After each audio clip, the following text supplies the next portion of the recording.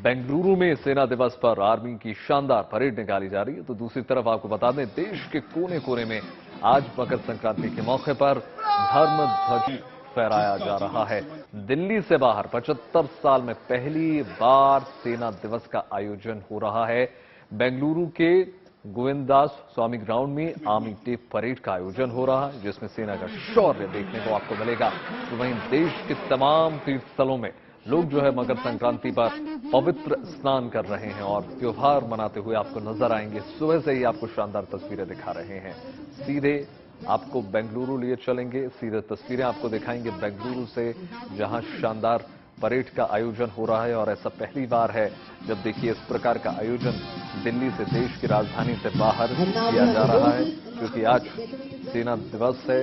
और ऐसे में ये कार्यक्रम बहुत महत्वपूर्ण हो जाता है, क्योंकि इस प्रकार का आयोजन दिल्ली से बाहर इस प्रकार संदेश देने की भी एक कोशिश की जाती है कि कश्मीर से लेकर कन्याकुमारी तक देश जो है वो एकीकृत है। और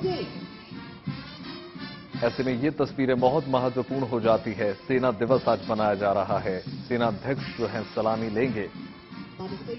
सीधी तस्वीर आप देख पा रहे हैं, साथ ही साथ आप मकर संक्रांति की धूम भी देख पा रहे हैं। हेमा मालिनी की तस्वीरें आप देख पा रहे हैं, किस प्रकार से देश भर में मकर संक्रांति की धूम है। और ऐसे में क्या आम क्या खास, हर कोई बढ़ चढ़ कर जो है इसमें शरीक होता है, का मंगल कामनाएं करता है। और ये तस्वीरें आप बेंगलुरु से इस वक्त देख रहे हैं, घोड़े बग्घी के साथ सेना दिवस का ये 75वां सेना दिवस है। आपको बता दें बेंगलुरु में इस प्रकार का आयोजन हो रहा है और इसीलिए ये कई मायनों में खास हो जाता है।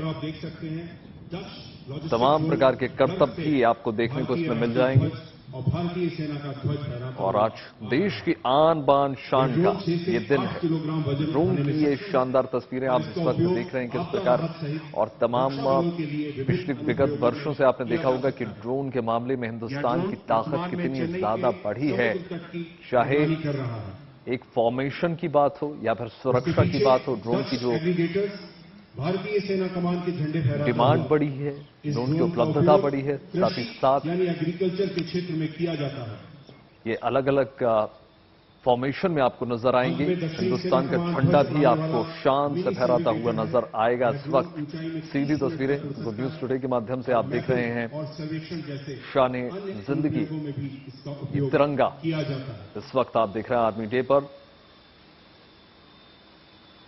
ये पहली बार है, आपको बता दें कि बेंगलुरु में इस प्रकार का आयोजन होना, क्योंकि हमेशा से देश की राजधानी में इस प्रकार का आयोजन देखने को मिलता है। ये देखिए आन बान शान से सेना दिवस पर न सिर्फ चिन्ह बल्कि आपको भारतीय ध्वज, हिंदुस्तान का तिरंगा भी शान से फहराता हुआ नजर आ जाएगा, क्योंकि आज आर्मी डे है।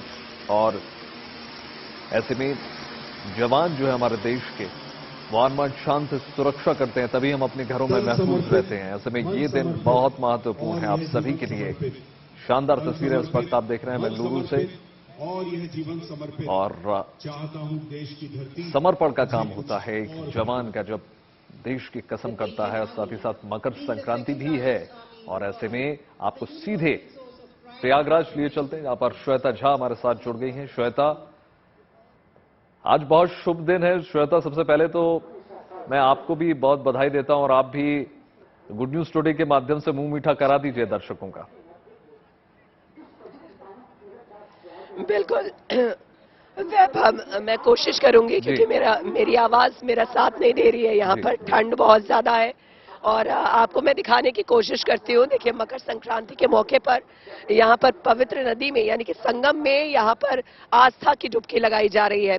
आज खास करके जो मैं देख पा रही हूँ, यहाँ पर कमांडोज भी आज बहुत ज्यादा नजर आ रहे हैं। आज पुलिस फोर्स भी बहुत ज्यादा है, क्योंकि कंपैरेटिव कल के मुकाबले आज बहुत ज्यादा यहाँ पर लोगों की तादाद जो है, श्रद्धालुओं की तादाद जो है वो यहाँ पर बढ़ गई है। ऐसे में पुलिस की तरफ से सुरक्षा व्यवस्था जो है, चाहे उत्तर प्रदेश पुलिस हो, कमांडोज हो, सीआरपीएफ हो, इन तमाम लोगों को यहाँ पर लगाया गया है ताकि किसी को भी किसी तरह की दिक्कत ना हो। लेकिन आपको बता दें कि मकर संक्रांति का ये जो पावन पर्व है आज पूरे देश में हर्षोल्लास के साथ मनाया जा रहा है। जी। खास करके संगम नगरी की अगर हम बात करें तो संगम नगरी में सुबह 3:30 बजे से ही यहाँ पर स्नान दान का कार्यक्रम जो है वो शुरू हो चुका है। कल्पवासी जो यहाँ पर पिछले 45 दिनों से रह रहे हैं वो यहाँ पर आकर के सुबह सुबह ही उन्होंने डुबकी लगाई। लेकिन उसके अलावा वो लोग जो कि बाहर से आए हैं उनका अभी भी आना जारी है, अभी भी वो आ रहे हैं और यहाँ पर संगम में यानी कि त्रिवेणी जहाँ गंगा यमुना और सरस्वती जो कि यहाँ पर मौजूद हैं वहां डुबकी लगा रहे हैं। हमारे साथ दिवाकर जी मौजूद हैं जो कि हमें बताएंगे आज के दिन, क्योंकि आपको बता दें कि मकर संक्रांति के दिन दान का विशेष महत्व होता है। एक तरफ तो आप आस्था की डुबकी देख ही रहे हैं लेकिन दूसरी तरफ आपको बता दें कि दान का विशेष महत्व होता है। तो दिवाकर जी हमें बताएंगे कि आज के दिन विशेषकर लोगों को क्या क्या चीजें दान करनी चाहिए ताकि जो भी उनकी मनोकामना है वो पूरी हो। दिवाकर जी ये बताइए कि आज के दिन विशेष करके, क्योंकि मकर संक्रांति के लिए कल भी लोगों ने यहाँ पर स्नान किया था, पवित्र स्नान, लेकिन मुख्य तौर पर आज ही है मकर संक्रांति, क्या दान करें?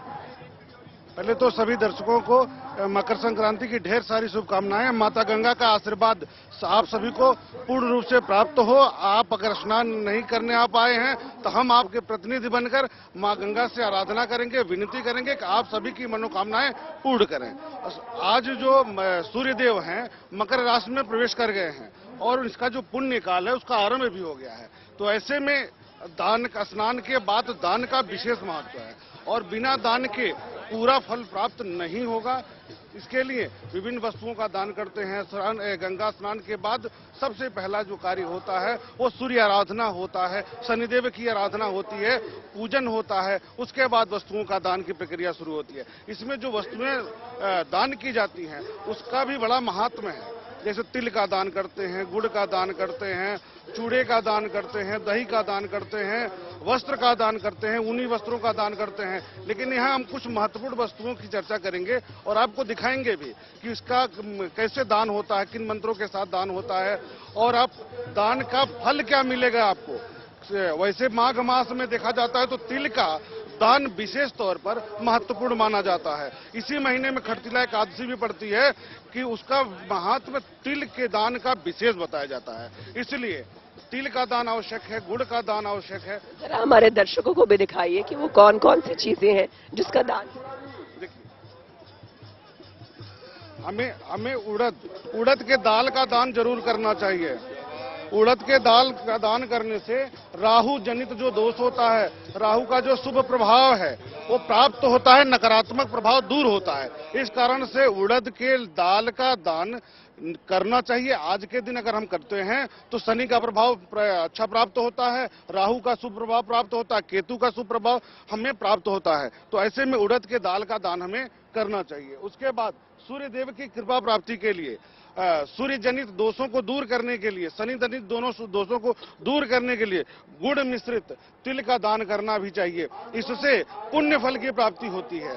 उसके बाद चावल का दान करना चाहिए, अक्षत का दान करना चाहिए। अक्षत के दान करने से चंद्रमा जनित दोषों का समन होता है, चंद्रमा का शुभ प्रभाव प्राप्त होता है। चूड़े का दान करना चाहिए। इस मौसम में चूड़े का दान का विधान यह है कि कहीं कहीं पर जो इस समय अन्न की जो उपज है वो धान की होती है, चावल निकलता है, उससे चूड़ा बनता है। तो ऐसी मान्यता है कि सबसे पहले हम भगवान भास्कर को चढ़ाएंगे, तीर्थ स्थल में इसको चढ़ाएंगे। जब तीर्थ स्थल में चढ़ा करके फिर हम उसका सेवन करेंगे। तो इसका बड़ा महात्म बताया गया है शास्त्रों में। चूड़े का भी दान इस दिन करते हैं। और उसके बाद लैया का भी दान की विशेष परंपरा है।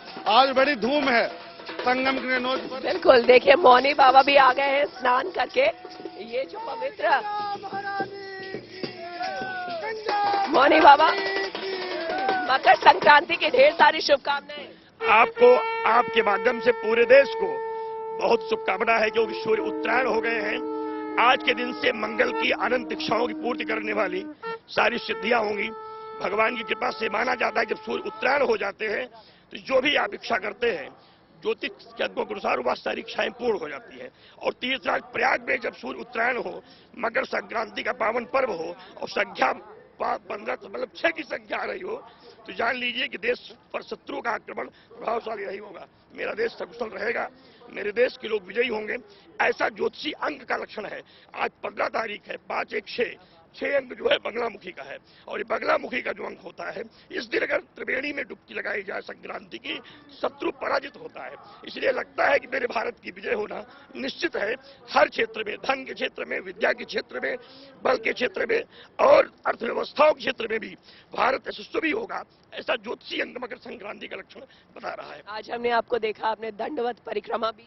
देखिए, वो मेरी आस्था भगवान भूतनाथ में है, लेकिन आज मैं बाबा को बनाने माई के माध्यम से आया था, क्योंकि माई बाबा के साथ रहती है और जोशीमठ में जो दरारें चल रही थी उनका जीवन बचा रहे और बाबा की कृपा पूरे देश पे बनी रहे, इसलिए बाबा को प्रसन्न करने के लिए माँ के शरण में था कि आप कृपया होगी। भगवान शिव, भगवान विष्णु, भगवान ब्रह्मा आज यही है।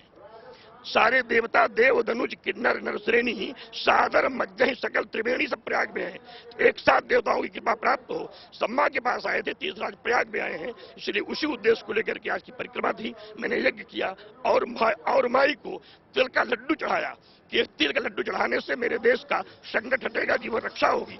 उसके निमित्त मैंने भगवती को 1000 लड्डू चढ़ा करके मैंने उनकी पूजा की और प्रार्थना किया कि आप मेरे देश में सुख समृद्धि समृद्धि जो अनादिकाल तक इस देश में बनी रहे, उसे आप प्रदान करें। कहीं से भी कोई जनहानि, धनहानि या कोई प्राकृतिक आपदा देश में न आए। बिल्कुल बाबा, आप तो आध्यात्म में लीन रहते हैं, ईश्वर के कह लीजिए बहुत ही निकटतम आपका रहना होता है, लेकिन वो लोग जो गुड न्यूज टुडे के माध्यम से आपको देख रहे हैं, जो अपने अपने घरों में आज बैठे हैं, जो गृहस्थ हैं, खास करके उनके लिए आज आप क्या कहेंगे? वो अपने अपने घरों में क्या कर सकते हैं? देखिए, वो माई लोग हमारे घर में हैं, जो बूढ़ी माई है, जो बहू है, जो बेटियां हैं, जो नौजवान हैं, वो यहाँ नहीं आ पा रहे हैं, तो उनके लिए बड़ा सुंदर सा सौभाग्य है। वो अपने घर में थोड़ा सा तिल और थोड़ा सा चावल अगर दान कर सकते हैं तो गुड़ के साथ दान कर दें, नहीं दान कर सकते हैं तो अपने परिवार को उबार के रख दें। जब कभी भी कोई गोस्वामी संत आ जाए उसको दे दें। यदि यह संभव नहीं तो कहें गाय को दे दें। अगर गाय को खिला देते हैं तब भी आज का दिया हुआ दान जो है काफी कारगर होगा। तमाम लोग यहाँ होंगे जो स्नान करना चाहते हैं और नहीं आ पा रहे हैं, उनके लिए अगर गंगा जल उनके घर में है तो जल में डाल के गंगा स्नान कर लें, नहीं तो रुद्राक्ष की मणि डाल दे, गंगा जल हो जाएगा।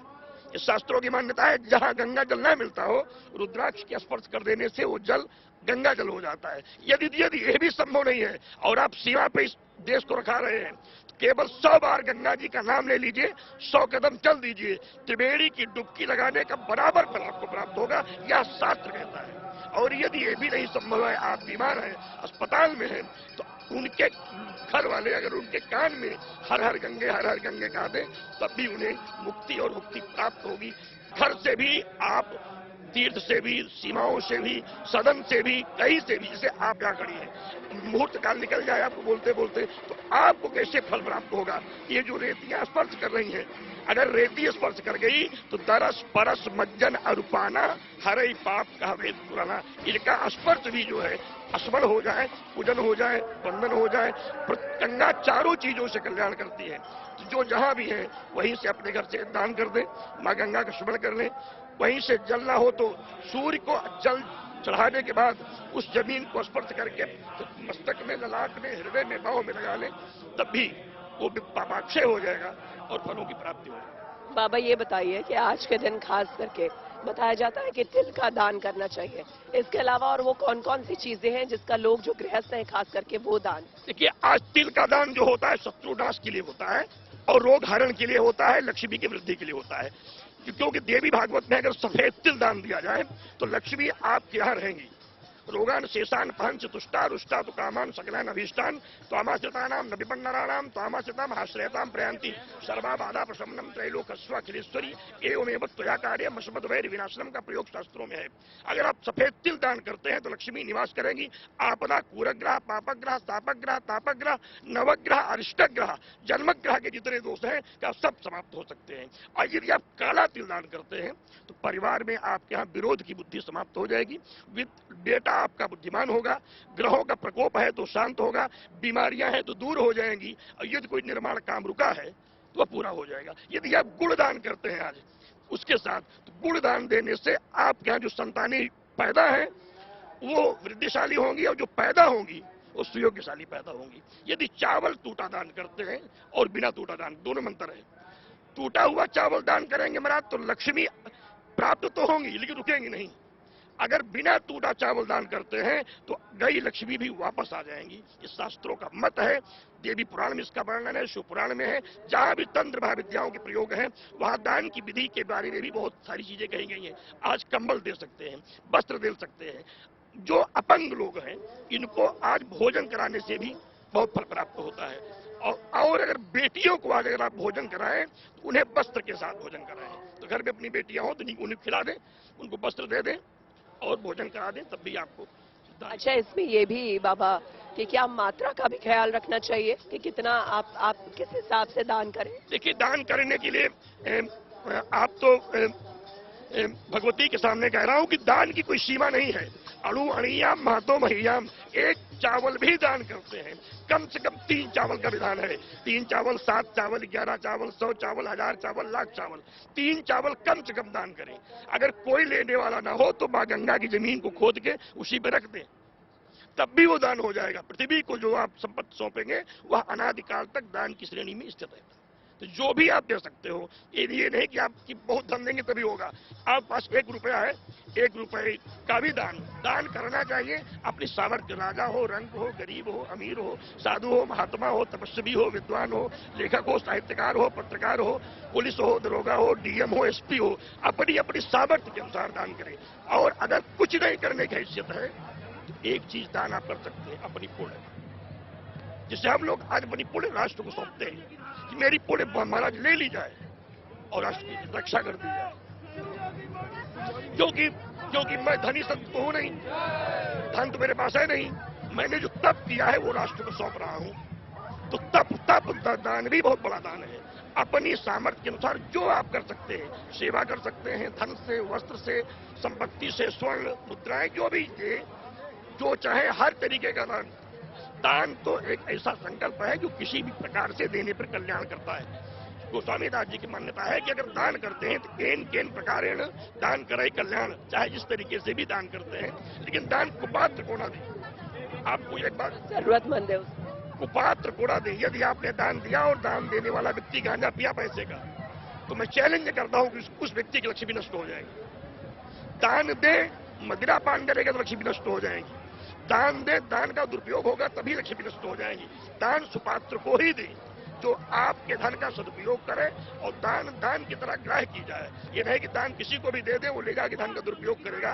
तो गरुड़ पुराण में ऐसा है कि धूम्रपान रते विप्रम दानम कुर्वन्ति जे नरा ते नरा नरकमयांति ब्राह्मणो ग्राम सूकरा। वो ब्राह्मण दरिद्र हो जाएगा जो ऐसा देगा, और जो लेगा उसको सुअर की योनि प्राप्त होगी, ऐसा शास्त्रों प्रमाण है। इसलिए दान सोच समझ के ही देना चाहिए। सबको ना दान देने का को अधिकार शास्त्रों में नहीं है। यहाँ दानदाता हमारे तीर्थ पुरोहित हैं, हम उन्हीं तीर्थ पुरोहितों को दान देते हैं। और अगर वो नहीं मिलते हैं तो तमाम हजारों लोग महाराज भूतनाथ के बराती यहाँ बैठे रहते हैं नाना बेस में, उनको दे दें। यदि इनको भी हम नहीं दे सकते हैं तो गाय माता को दे दें। इनको भी अगर दुर्लभ है तो फिर हम भगवान के नाम संकल्प करके रख दें। जब किसी उचित समय पे आने पर किसी ब्राह्मण को, तब भी ऐसा करने से आपको उसका लाभ फल प्राप्त होगा। अब ये बताइए कि जो लोग आपको अभी हमारे चैनल के माध्यम से देख रहे हैं, कई लोगों के मन में ये कामना होगी कि काश वो भी यहाँ पर आते, संगम नगरी में वो भी यहाँ पवित्र स्नान कर पाते, लेकिन जो नहीं आ पाए हैं वो क्या करें? गंगा शरण शरण में, माँ तेरी चरण शरण में, श्रद्धा समर्पित मेरा माँ तेरे चरण शरण में। ये भाव बना ले और जहां बैठे वहीं से गंगा देव्ये नमः, गंगा देव्ये नमः, गंगा देव्ये नमः, गंगा देव्ये नमः, गंगा देव्ये नमः का 100 बार जप कर लें। अगर शास्त्र इस बात को प्रमाणित करता है कि जितनी पुण्य डुबकी लगाने में है उतनी पुण्य 100 बार वहां गंगा कहने पर प्राप्त हो जाएगी। और जल साथ रख लें, उसी जल को पान कर लें, सर पे डाल दें, मकान में डाल दें। गंगा जल स्नान करने का और गंगा जल पान करने का यह सबसे सुगम मार्ग है। कभी कभी होता है कि हमारे पास, हम ट्रेन में हैं, हम हवाई जहाज पे हैं, मान लीजिए हम विदेश जा रहे हैं और संक्रांति का काला कार्यकाल आ गया, ना मेरे पास जल है ना हम वहां कुछ कर सकते हैं, कानून नहीं कहता, तो वहां हम बैठ के केवल भगवती की लहरों का श्रवण कर रहे हैं। तो अगर हम ध्यान लगा के अगर मैंने चिंतन भी कर लिया है, तब भी लिखा है कि यदि हम चिंतते काम तम तम प्राप्नोति निश्चितम, फिर जो चाहेंगे वो हो जाएगा। वहीं से ध्यान करके विदेश में बैठा व्यक्ति भी गंगा स्नान का फल प्राप्त कर सकता है। ये मेरे शास्त्र की मान्यता है। देखिए, आज मकर संक्रांति है, तमाम तस्वीरें आपको सुबह से दिखा रहे हैं। साथ ही साथ आज दो बहुत महत्वपूर्ण चीजें हो रही हैं। एक तो पहली बात, आज सेना दिवस, उसके साथ में आज जो है 8वीं वंदे भारत का जो है प्रधानमंत्री नरेंद्र मोदी 10:30 बजे इसको हरी झंडी दिखाएंगे। सिकंदराबाद और विशाखापट्टनम के बीच में ये ट्रेन चलने वाली है। साथ ही साथ ये ट्रेन सिर्फ ट्रेन नहीं है, बल्कि आधुनिकतम भारत को दर्शाती एक तस्वीर है, जो प्रधानमंत्री के सपने को साकार करती हुई नजर आती है। प्रधानमंत्री का सपना रहा है कि किस प्रकार से देश को आत्मनिर्भर बनाया जाए, और उसी क्रम में ये वंदे भारत ट्रेन जो तमाम सुविधाओं से लॉस होती है, 10:30 बजे जो है प्रधानमंत्री हरी झंडी इसको दिखाएंगे। आपको शानदार ये तस्वीरें दिखा रहे हैं, झलक दिखा रहे हैं। 10:30 बजे जो है प्रधानमंत्री इसको इनॉग्रेट करने वाले हैं। साथ ही साथ दूसरी तस्वीर भी आपको देख पा रहे हैं आप कि किस प्रकार से देश भर में हर्षोल्लास के साथ मकर संक्रांति की धूम है। प्रयागराज में खास नजारा देखने को मिल रहा है। संगम नगरी में यहां पर तट में किस प्रकार से पवित्र स्नान किया जा रहा है। साथ ही साथ पहली तस्वीर में आज 8वीं जो वंदे भारत है, इसको इनॉग्रेट आज करने जा रहे हैं प्रधानमंत्री। हरी झंडी दिखाकर इसको रवाना करेंगे। 8 ट्रेनें अब तक देश को सुपुर्द की जा चुकी हैं, और ये जो है तस्वीर वो आत्मनिर्भरता की ओर बढ़ते कदम की एक मिसाल जरूर पेश करती है। और उसी प्रकार से उत्साह भी लोगों को देखने को मिल रहा है, क्योंकि ये जो ट्रेन है वंदे भारत, वो अमूमन जो सामान्य ट्रेनें होती हैं उससे बहुत ज्यादा आधुनिक होती है। इनमें तमाम सुविधाओं से ये लैस होती है, चाहे आधुनिक यहाँ का वातावरण हो, या अनाउंसमेंट हो, या डिजिटल डिस्प्ले हो, चेयर कार की जो फैसिलिटी होती है, चाहे स्पीड की अगर हम बात करें तो स्पीड भी वंदे भारत के जबरदस्त हमको देखने को मिलती है अब तक। और कोशिश जाहिर तौर पर यही है कि जब हिंदुस्तान में इतना दमखम है, जब हिंदुस्तान में इतने आधुनिक लोग हैं, इतने सक्षम हैं हम हर क्षेत्र में, और साथ ही साथ आपको पता है कि आज सेना दिवस भी है, और आज बेंगलुरु में किस प्रकार का आयोजन हो रहा है ये भी आपको तीसरी विंडो में आपको तस्वीर के माध्यम से दिखा रहे हैं। किस प्रकार से आज सेनाध्यक्ष सलामी ले रहे हैं, क्योंकि दिन बड़ा है, 75वां आज सेना दिवस है। और ऐसे में कदम ताल करते आपको जवान हमारे दिख जाएंगे। आन बान शान से लहराता हमारा हिंदुस्तान का तिरंगा भी आपको नजर आ जाएगा। तो 3 तस्वीरें इस वक्त आप टेलीविजन पर देख रहे हैं। गुड न्यूज टुडे के माध्यम से आपको तमाम सकारात्मक पॉजिटिव खबरें जो संचार है वो निरंतर जारी रहे, ये गुड न्यूज टुडे की एक कोशिश रहती है।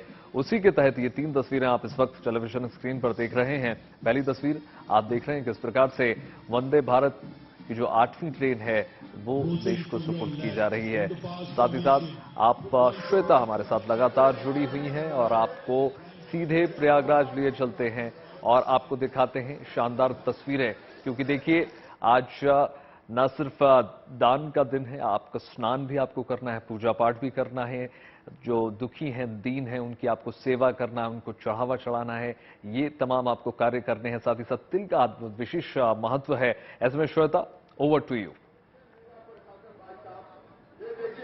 बिल्कुल, तो संगम नगरी प्रयागराज से आप हमारी ये विशेष पेशकश देख रहे हैं मकर संक्रांति के मौके पर। तो सबसे पहले चूंकि हम इस रेती में मौजूद हैं, जहां पर आपको कहते हैं कि जीवन का सार आपको इस रेती में मिलता है, तो शुरुआत हम करें यहाँ पर एक भजन से। शिव शिव शंकर हर हर महादेव, शिव शिव शंकर हर हर महादेव, शिव शिव शंकर हर हर महादेव, हरे हरे नारायण गोविंद वासुदेव, हरे हरे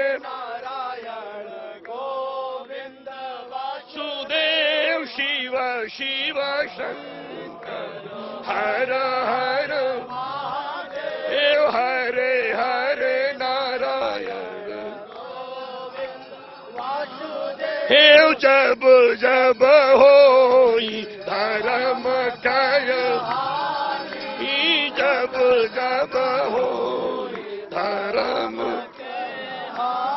ही बाढ़ई असुर अधमय अभिमानी बाढ़ई असुर अधम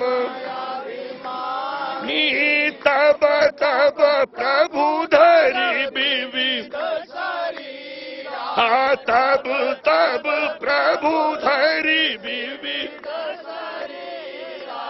हरहि सकल जन भव हरहि सकल जन भव हर हर हर हर शंकर दुख हर महादेव हर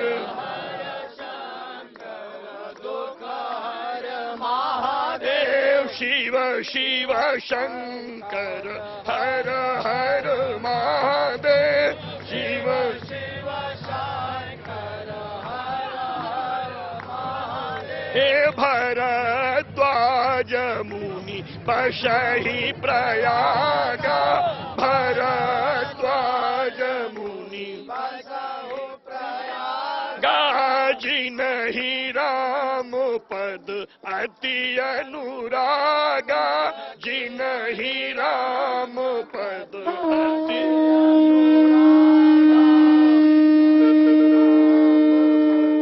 अति अनुरागा जिनहि राम पद शिव शिव शंकर हर हर महादेव हर शिव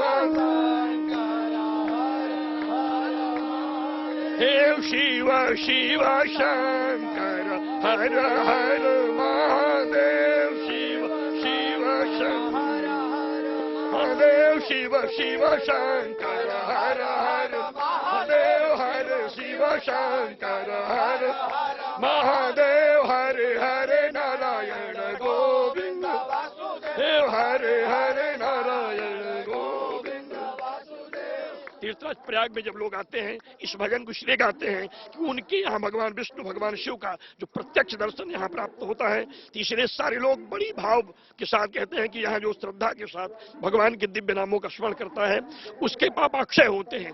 कीर्तन भजन का अर्थ जो जान गए तो लोग कीर्तन करेंगे। कीर्तन का मतलब हो, अगर कीर्तन को उल्टा कर दीजिए तो हो जाएगी नर्तकी। कीर्तन का उल्टा होता है नर्तकी। अगर आप कीर्तन नहीं करेंगे तो आपको नर्तकी जीवन जीना पड़ेगा। मतलब आपके जीवन में संकट रहेंगे। अगर संकट से मुक्ति पाना चाहते हैं तो कीर्तन करें, और अगर कष्ट चाहते हैं तो कीर्तन ना करें। गोस्वामी दास जी की 7 पंक्तियां यहाँ जरूर भरद्वाज जी महाराज की पावन धरा पे लोग रोज शाम को जो कल्पवासी हैं संत हैं वो कहते हैं कि दृढ़ विश्वास अचल निज धर्मा तीर्थ राज समाज सुकर्मा। श्रद्धा के साथ यहाँ अगर भगवान के नामों का संकीर्तन किया जाए और मन को एकाग्र करने के लिए भी कीर्तन से बढ़िया कोई पूजा नहीं है, क्योंकि और कहीं मन भटक सकता है। लेकिन जब आप कीर्तन करने लगेंगे तो स्वतः से मन आपका एकाग्र हो जाएगा। इसलिए भी प्रत्येक पूजा पाठ के पहले कीर्तन कराते हैं, फिर कथा प्रवचन होती है, बाद में आरती फिर जयकारे लगाए जाते हैं। मन को एकाग्र करने के लिए भी जो है वो कीर्तन का विशेष।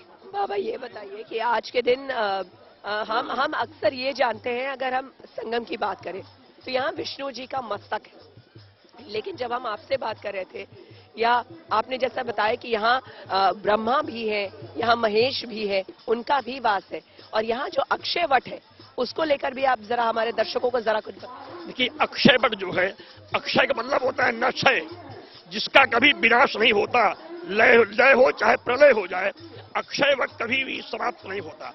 अक्षय वट में भागवत में प्रमाण है कि अक्षय वट पर भगवान विष्णु अपने अंगुष्ठ के बराबर शरीर बना करके उसी पर विराजमान हो जाते हैं और स्वयं उसी अंगुष्ठ का पान करते करते हजारों हजार वर्षों तक उसी पर तपस्या करते रहते हैं। फिर जब सृष्टि उत्पन्न होती है तो ये धरातल को फिर से अन्न जल प्रदान करने के लिए भगवान ब्रह्मा का आह्वान होता है और इसी प्रयाग की भूमि पर भगवान ब्रह्मा यज्ञ करते हैं। भगवान विष्णु को प्रसन्न करके फिर से सृष्टि संचार की प्रार्थना होती है। इसलिए यहाँ जो लोग अगर आते हैं तीर्थ में दर्शन करने तो उन्हें अक्षय वट का दर्शन करना चाहिए। अक्षय वट के दर्शन करने से आपको सनातन धर्म की पौराणिकता का तो ज्ञान होगा ही, साथ ही निश्चित रूप से भगवान के साकार रूप का दर्शन होगा। अक्षय वट भगवान की प्रकृति का रूप है। प्रकृतिस्तम जो सर्वस्तम गुणत्रय विभाषणी कालरात्रि महारात्रि मोहरात्रि दारुणा, जो देवी भागवत में है उसके अनुसार से परमात्मा प्रकृति रूप में जब व्याप्त हो जाता है, अणु अणियाम महतो महियाम, छोटा से छोटा और विकराल से विकराल रूप जो परमात्मा का होता है, अक्षय वट यहाँ प्रत्यक्ष नारायण है। उनका पूजन करने से, उनका स्मरण करने से, उनका वंदन करने से यदि आप वहां नहीं जा पाते हैं तो अक्षय वट नारायणाय नमः अगर जब भी करते हैं आप, तब भी अक्षय वट की कृपा आपको प्राप्त होती है। तो राम और सीता माता भी यहाँ आए, लेकिन राम और सीता जी तो रात्रि निवास किए हैं। रात्रि निवास करने के बाद अपने भरद्वाज जी महाराज का मार्गदर्शन प्राप्त करने के बाद और बटकों के साथ यहीं से चित्रकूट जाने का मार्ग उनको यहीं से प्राप्त हुआ था। प्रयाग ही एक ऐसी भूमि है जहां राम कृष्ण विष्णु सारे आकर के, प्रयाग ऐसा कोई अवतार तक नहीं हुआ वसुंधरा में। राम जी का अवतार रहा हो तब अयोध्या आए हैं, कृष्ण जी का अवतार रहा हो तब वो प्रयाग आए हैं। हर देवता अपने अपने जन्म स्थान से प्रयागराज जरूर आया, क्योंकि प्रयागराज एक ऐसा स्थान है जहाँ सारे देवता बिना आए किसी भी अवतार की लीला समाप्त नहीं होती। शायद इसीलिए भी जितने भी साधु संत हैं वो भी तप करने के लिए, जप करने के लिए प्रयागराज को ही चुनते हैं। क्योंकि प्रयागराज को अगर संत नहीं चुनेगा तो उसकी तपस्या नहीं पूरी हो पाएगी। जैसे भोजन किसी को दे दिया जाए, पानी न दीजिए तो आदमी जीवित रह नहीं सकता है। साधु कोई बन जाए और प्रयाग ना हुए तो उसका उद्धार हो सकता ही नहीं है। इसीलिए सारे अखाड़े आते हैं, नागा आते हैं, बैरागी आते हैं, उदासी आते हैं, आचार्य आते हैं, शाक्त आते हैं, शैव आते हैं, वैष्णव आते हैं, गृहस्थ आते हैं, वानप्रस्थ आते हैं, सारे लोग यहाँ आते हैं। क्योंकि प्रयागराज बिना है किसी भी साधक की जीवन यात्रा पूरी नहीं हो सकती, ना तो सिद्धियां मिलेंगी। क्योंकि यहाँ सिद्धि प्राप्त करने के लिए 12 माधव हैं। जो 12 माधव यहाँ हैं उनके बीच में भगवान का अक्षय वट है। कल्पना 12 माधव के मध्य में भगवान अक्षय वट है और अक्षय वट के सन्निकट ही वो हनुमान जी रुद्र के रूप में यहाँ लेटे हुए हैं। जमुना जी अक्षय वट के चरणों से निकल करके यहाँ आगे संगम में प्रवेश करते हैं। इसलिए पूरे सारी सिद्धियों का जो मार्ग है वह प्रयागराज में है। 12 राशि ही होती है और 12 राशियों में ही सारे संसार के लोगों का भाग्योदय होता है। और 12 राशियां ही क्यों हुई, 24 हो गई होती, इसलिए कि सूर्य कुल 12 ही है। हर महीने में अलग अलग सूर्य का दर्शन होता है। जितने सूर्य हैं उतनी राशियां हैं।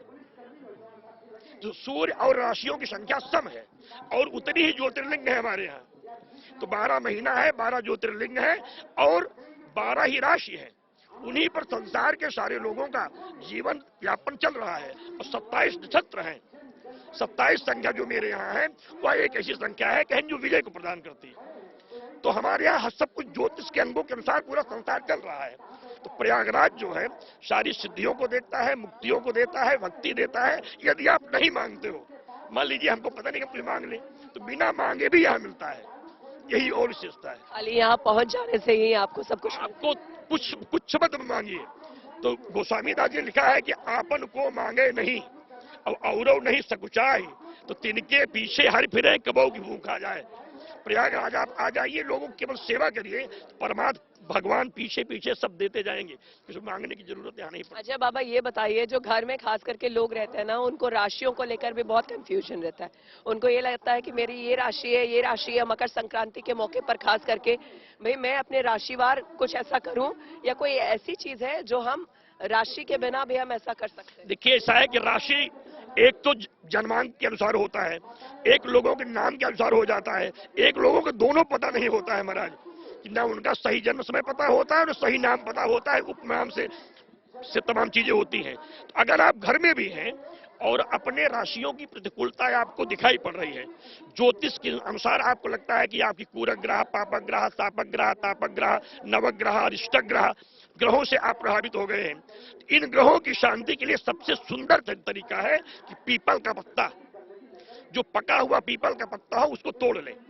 उसमें जो न्याय दंड के देवता है महाराज शनि, उनका उसमें नाम लिखें और तीर्थराज प्रयाग में डुबकी लगा के आकर के उसी पत्ते को उसी में डाल दें, सारे ग्रह अपने आप समाप्त हो जाएंगे। यदि नहीं आ सकते हैं तो एक गड्ढा खोद लें, वो 3 आकार का हो और 3 फीट नीचे हो, उसमें एक वस्त्र रख दें, वस्त्र पर वो पीपल का पत्ता शनिश्चराय नमः लिख करके एक शिवलिंग बना के उस पर स्थापित कर दें, तब भी उनके दोष का समाप्ति हो जाएगी। यदि यह भी संभव नहीं है, पक्के मकान में है, शहर में है, नहीं बन सकता, तब क्या करें वो, तो लकड़ी की कोई चौकी हो, उस पर श्रीयंत्र बनाएं, श्रीयंत्र बनाने के बाद उस पर पीपल का पत्ता रख करके महाराज शनि के नाम से 7 बत्तियों का दीपक जला दें, तब भी उनका कल्याण हो सकता है। यदि यह भी संभव ना हो तो सूर्य के सामने सूर्योदय के समय खड़े हो जाएं और 7 बार सूर्य को अर्घ्य दें। आदित्याय नमः, रोगहारिणे नमः, शोकहारिणे नमः, श्रापहारिणे नमः, त्रापहारिणे नमः, अरिष्टनाशिने नमः, लक्ष्मी प्रदानाय नमः करके सूर्य को 7 बार अर्घ्य दे दें। ऐसा करने से भी उनकी विपत्तियों का विनाश हो सकता है। यदि यह भी आप नहीं कर सकते हो तो हमारे यहाँ यदि आप कुछ नहीं कर सकते हो तो केवल नाम स्मरण कर लीजिए, भगवान विष्णु के नामों का, भगवान ब्रह्मा के नामों का, भगवान शिव के नामों का, भगवती गंगा के नामों का और नवग्रह देवताओं को प्रणाम कर लें कि महाराज हम बालक हैं, हमें किसी प्रकार की पूजा अर्थ न धर्म न काम रुचि गति न चाहो निर्वाम, जन्म जन्म राम पद ये अंतिम वरदान। महाराज हमें कुछ हमारे कोई है नहीं, और एक चीज मैं केवल जानता हूं कि महाराज आप कृपा जब करते हैं तो उन पर भी कर देते हैं जो लोग ये भाव रखते हैं कि पितुमातु सहायक स्वामी सखा तुम ही एक नाथ हमारे हो, जिनके कछु और आधार नहीं तिनके तुम ही रखवारे हो, प्रतिपाल करो सिंगरे जग को अतिशय करुणा वरदारे हो, भूलियो हम ही तुमको तुम तो हमारी सुधिनाई विसारे हो, यह जीवन के तुम जीवन हो इन प्राणन के तुम प्यारे हो, नाथ एक बर मांगो मोहि कृपा कर देहु, जन्म जन्म श्री सम्मुपद कबौ न घटे सने। बस ये भाव हो जाए कि महाराज केवल आपके चरणों में मैं बना रहूं, तब भी परमात्मा कृपा कर देता है। अब कृपा मांगने की आदत होनी चाहिए। जैसे 2 तरह की कृपा मांगी जाती है, एक तो हम आपके अंदर से भक्त हुए, एक सामने पड़ जाए तो बहुत सुंदर सी, अरे हम बहुत दिनों से आपसे मिलना चाह रहे थे, अगर मिलना चाह रहे थे तो हमने प्रयास क्यों नहीं किया। तो अगर भगवान से के प्रति आस्था है तो परमात्मा ऐसे भी लोगों को, कबीरदास ने कहा ना कि जो कबीरा काशी में है तो रामे को अन्य हो, जब काशी में ही मेरी मृत्यु हो जाएगी तब भगवान की मुक्ति दी हमको कौन सी, मैं बाहर जाके शरीर छोड़ूंगा तब मेरी मुक्ति हो, तो मानो भगवान को कृपा करते हैं।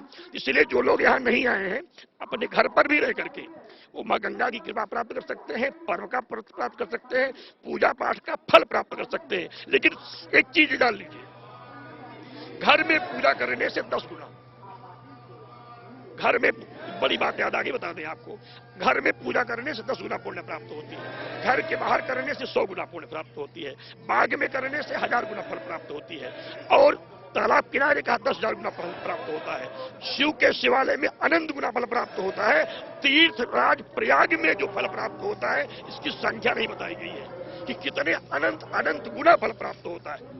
मजदूरी तो कुल, पैसा तो कुल मिलेगा।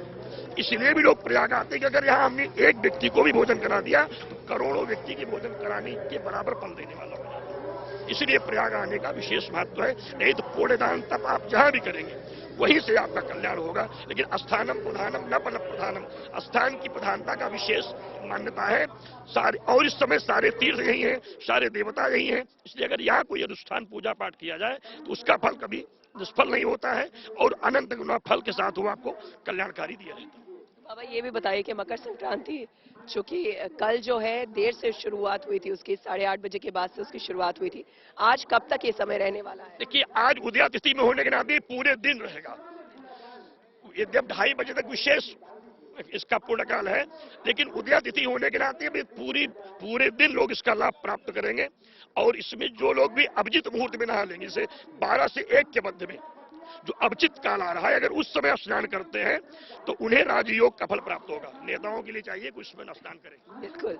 तो जिस तरह से बाबा बता रहे हैं कि आज पूरे दिन मकर संक्रांति है, तो जो कोई भी पवित्र सरोवर के पास गए हैं स्नान करने के लिए, दान करने के लिए, तो 12 से 1 के बीच में अगर वो स्नान करते हैं तो उन्हें पुण्य की प्राप्ति होती है। हमारी विशेष पेशकश जारी है लगातार, बने रहे हमारे साथ, देखते रहिए गुड न्यूज टुडे।